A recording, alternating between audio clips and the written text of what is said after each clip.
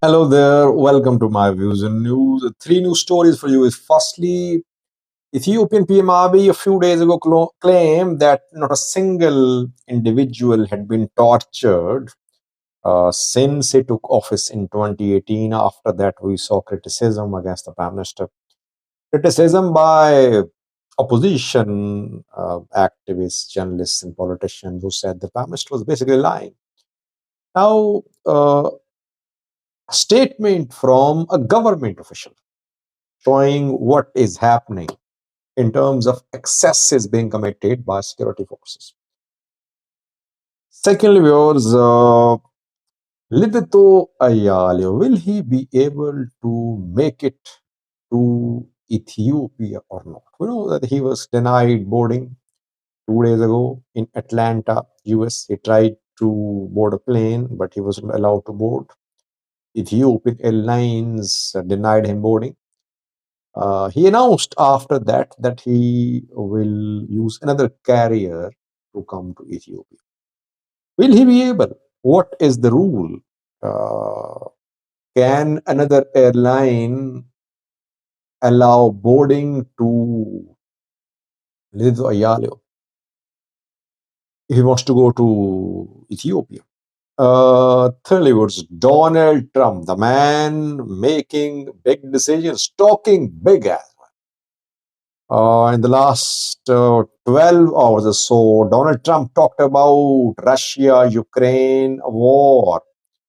Would Ukraine become part of Russia? Is this what he suggested? And he is demanding something from Ukraine. He talked about Palestinians of Gaza to threaten countries that they will have to accommodate these Palestinians. Let's start, viewers. So firstly, from Ethiopia. Imabi a few days ago claimed that while he was addressing a gathering of his party, Prosperity Party, in Addis Ababa, in front of guests invited from Turkey, from the countries of the world, he claimed that not a single individual had been tortured, had been victimized politically since he took office in 2018. I said that what Imabi said was a white lie.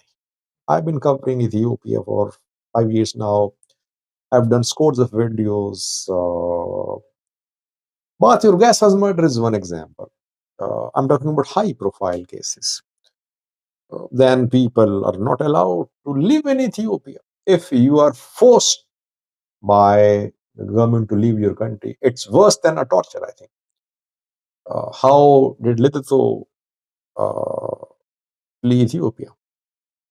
What about others? Gedu and Regechu, etc. So I can go on and on. There are thousands of cases showing that this government used its powers in a brutal manner against its opponents. It just claims to be a democratic government in front of international community, but people who are covering Ethiopia, they know that the Prime Minister is fully prepared to run for another term unopposed. He wants to crush opposition. Ararsa Merdasa was heard talking about Oromia regional security situation 3 days ago. He briefed members of Oromia regional government. He's head of security there. And he confirmed that security forces in Oromia have been accused of excesses, have been accused of human rights violations. And he said that action have been taken against the officials who were involved in such acts. Action has been taken. It means that Ararsa Merdasa is confirming human rights violations being committed in Oromia by Oromia regional security forces, who killed Kareo Roma Bagadas. Didn't Human Rights Commission of Ethiopia confirm that the killing was committed by regional security forces?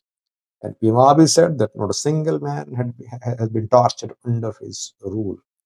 Obviously, he was lying, and now either he's lying or Ararsa Merdasa is lying. I don't know what action was taken by the government against the members of security forces who killed Oromo Bagadas. Were they sentenced? Are they in prison? Because Bagada community, Creos were being forced to reach a settlement with Oromia regional government. Oromia regional forces reported it. I have a clip for you of Ararsa Merdasa. You can listen to Ararsa and you can see for yourself what he's saying. Secondly, viewers, Lidetu Ayalew, will he be able to return to Ethiopia? He was denied boarding by Ethiopian Airlines 2 days ago in Atlanta, the US. And he is announced to buy a ticket of another airline to come back to Ethiopia. Obviously, he's coming to Ethiopia to start activities as a politician. He wants to resume activities. He wants to work as an individual, or as a party, or as an alliance, as part of an alliance with other political parties. If he buys ticket of another airline, non-Ethiopian airline, will he be allowed boarding? Because what I have heard is that 2 days before the departure of a flight, the airlines have to communicate to Ethiopian government about the names of passengers who will board the flight. If he buys a ticket of another airline and his name is communicated by the airline to the Ethiopian government, will the government allow the airline to allow Lidetu to board the plane? Let's see. It will be difficult for him, I think. Airline might not allow. A foreign airline even might not allow him boarding. How can you deny him, by the way, travel to his own country? He has Ethiopian passport, though it's expired, I think. Other countries are not bound to host him. Ethiopia will have to take him back. He wants to return to his country. How long can he live in the US? Refugees are being deported. So this policy of keeping Ethiopian opponents abroad won't work. Maybe one day Trump will have to arrest all Ethiopian dissidents in the US and send them by force to Ethiopia by a military plane if Ethiopian government does not cooperate. This is what Trump is doing, by the way. Let's see, will Lidetu be able to return or not? It seems difficult. And if he returns to Ethiopia, will he be able to move freely, or will he be just arrested, or could there be restrictions imposed on his movement? We'll see. It's a good move from Lidetu. At least someone is ready to stand up to Ethiopian government, Ethiopian PM. Someone is saying that you cannot hold election the way you held election in 2021. We are here. We'll fight. We'll contest. This is the spirit which should be held by opposition politicians, I think. Last was Trump is making big decisions. He is demanding support from Ukraine. He said US government has provided billions of dollars to Ukraine. Ukraine might be part of Russia. Who knows? Ukraine might or might not be part of Russia. Ukraine might or might not sign a ceasefire deal with Russia. This is what he said, almost quote unquote. He said US has done a lot for Ukraine. No, Ukraine should support US. With support, it has minerals. It can give minerals, metals to US.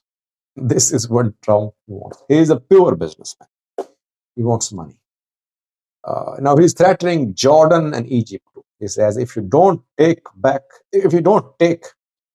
Palestinians who are being displaced from Gaza, US will stop aid for you. Egypt and Jordan are not willing to take Palestinians. And they're so cowardly, I would say. They cannot openly say no. They say it's against our national interests. We are collaborating with the US, working on ceasefire strengthening, but we cannot compromise on national security, etc. Turkey issued a statement saying that Palestinians cannot be expelled from their homeland. Why can't Middle Eastern countries join hands and speak in one voice, telling Trump government that you cannot expel Palestinians from Gaza? How can you do that? But countries split, and Trump making the most of divisions in the Middle East. He's threatening Egypt, Jordan, and he's trying to use the Egyptian dispute with Ethiopia as a leverage, saying that if Egypt uh, is ready to relocate Palestinians on its soil, US would support Egypt in its dispute with. Let's see. So far, Trump is making big decisions. Will it lead to isolation of the US? Or will it lead to more US reach globally? Let's see. By the way, Trump representative has arrived in Russia. Trump Putin meeting is on the cards. Trump met with Putin in the past too, when he was elected president last time.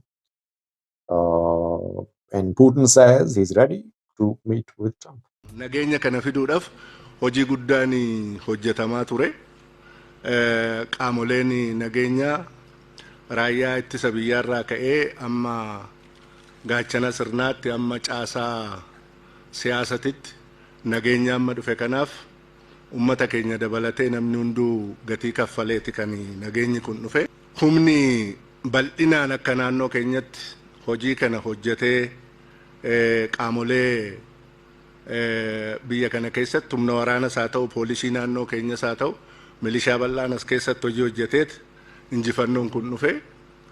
Haa ta'uutii kuma qaamni kun gatii kaffalee injifannoo amma argamee fi nageenya amma argame kana fide qaamoleen muraasni immoo as keessatti hanqina amma kaasan kana kan gama keenyanis beeknee sirreessaa qorachaa dhufne ta'uusaa akkuma beekamu milishaan bal'inaan uummata keessaa filatamaa illee inji'aa qaamoleen kun akkuma nageenyaaf gatii kaffalan iddoo tokko tokkotti uummata keessaa dhufuu isaaniitiin hanqina adda addaa qabu.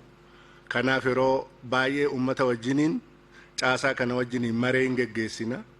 Iddoo rakkoon jirutti immoo qorannee bakka amma naamusan qabanii iddoo tokko tokkotti mirga namaa dhiibuu seera alaa qabeenya namaa miidhuun namarraa waa fuudhu ettanii kaastan kuni qoratamee baay'eensaa qaamolee sadarkaan jiru sadarkaa hunda keessattuu tarkaaffiin kan fudhatamaa ture ta'uusaa akkuma gatii kaffalee lubbuusaa kaffalee nageenya uummata kanaaf jecha hojjetu warri immoo as keessatti dogoggora hojjetanii fi miidhaa qaqqabsiisan qorannoo irratti geggeessinee tarkaaffii fudhanna.